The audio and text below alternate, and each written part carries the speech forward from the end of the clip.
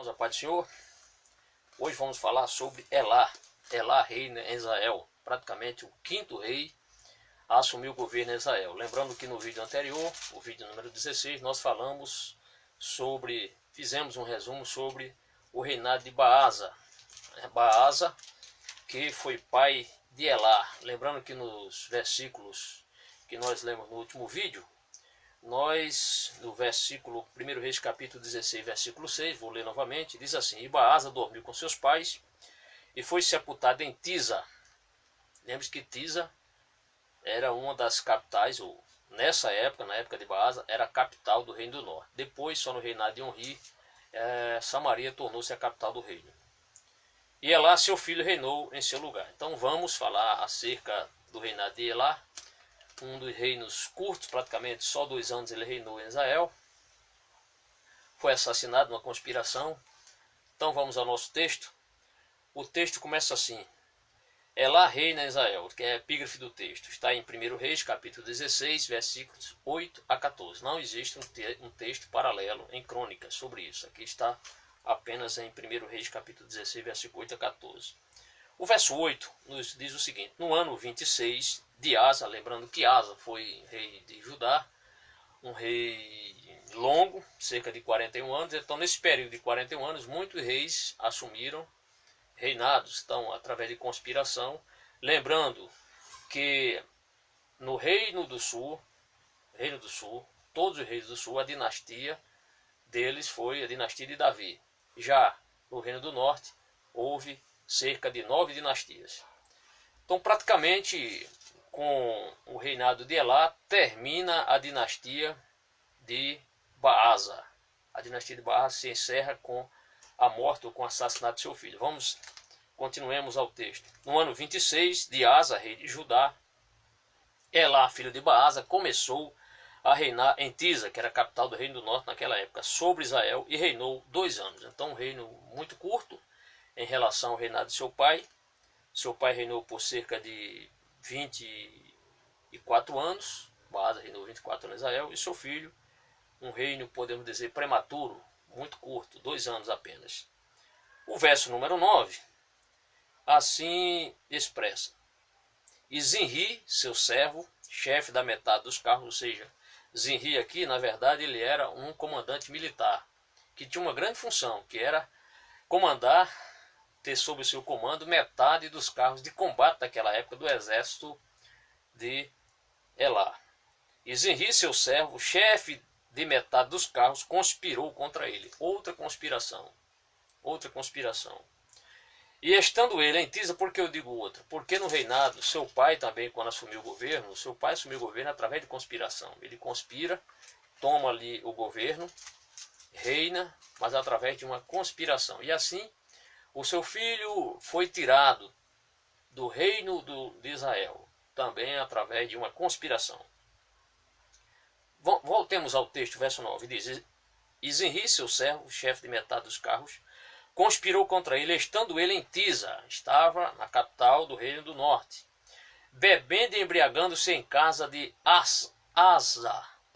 Esse Asa aqui não é o Asa de Israel, perdão, de Judá, que é A-S-A. Isso aqui é A-R-S-A. Segundo o Targum diz que isso aqui era a casa era um templo pagão, mas isso não está totalmente provado. Alguns dizem que é o nome de uma pessoa, outros falam que era o nome de um templo, segundo o Targum, um templo pagão.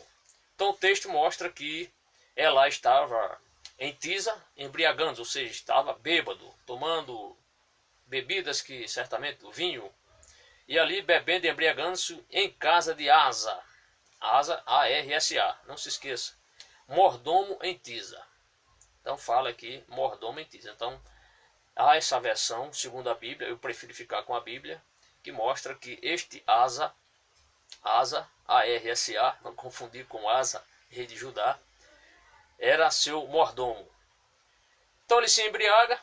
Nesta ocasião, vem Zinri, que era um dos seus comandantes, e ali comete o assassinato do seu chefe, do seu rei. É o que diz o versículo 10.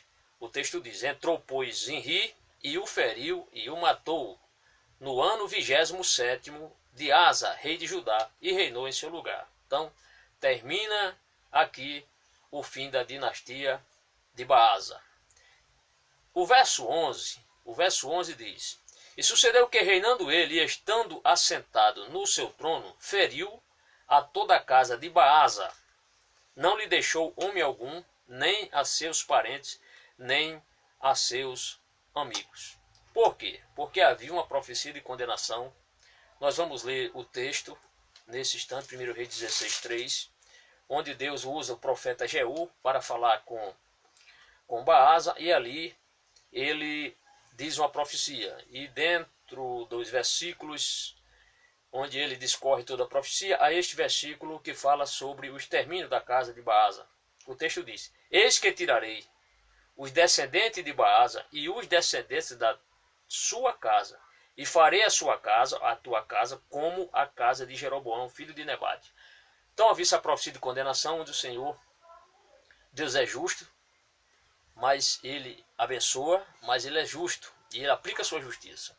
E nós sabemos que o Senhor só condenou, só trouxe essa condenação para a casa de Baasa, porque o seu reino foi um reino de idolatria. Ele envolveu-se também com as mesmas práticas de Jeroboão. Voltemos ao texto. O assassinato, percebe que o assassinato do filho de Baasa, de Elá, foi feito por alguém da sua confiança. Alguém que conspirou contra ele. Era um comandante militar que conspirou, aproveitou que ele estava bêbado, assassinou o seu chefe, o seu rei, e ali toma o lugar. E assim que ele toma a posse do seu reino e assenta-se sobre o trono, ele põe em execução esta profecia, ou seja, ele cumpre essa profecia de condenação acerca dos familiares do rei Baasa, assassinando agora o seu filho, o filho de Baasa. Então ele põe em prática esta profecia. Certamente ele conhecia essa profecia e ele colocou em prática, assassinando o filho do rei Baasa, chamado Elá. Assim destruiu Zinri toda a casa de Baasa, conforme a palavra do Senhor, que falara pelo ministério do profeta Jeú sobre Baasa.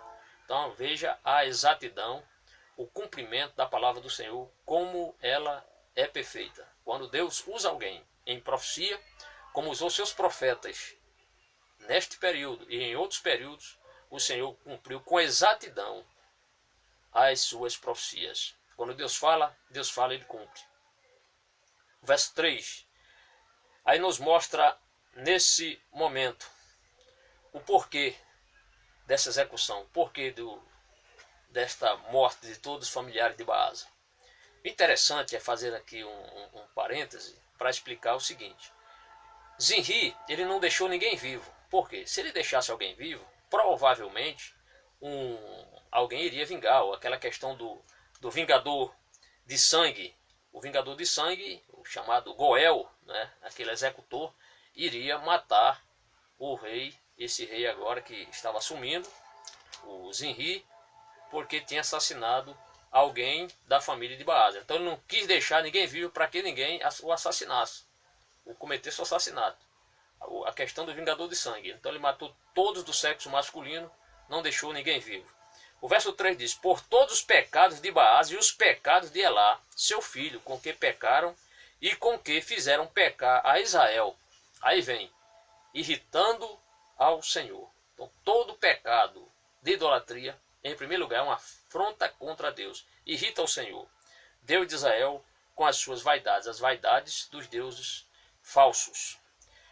O verso 14, como sempre diz, isso no final de cada período de cada rei, geralmente termina dessa forma. Quanto aos mais dos atos de Elá e a tudo quanto fez, porventura não está escrito no livro das crônicas dos reis de Israel? Então termina com essa pergunta. Então, fica aqui. Que lição nós temos? É que o pecado foi punido. Assim como Baasa assassinou aquele que o antecedera para tomar seu lugar, ele também sofreu na pele. Aliás, seu filho sofreu da mesma forma. Também foi assassinado. Por quê? Porque Deus cobra. E ele cobrou da família de Jeroboão, ele cobrou da família de Baasa também. Que Deus lhe abençoe. Amém.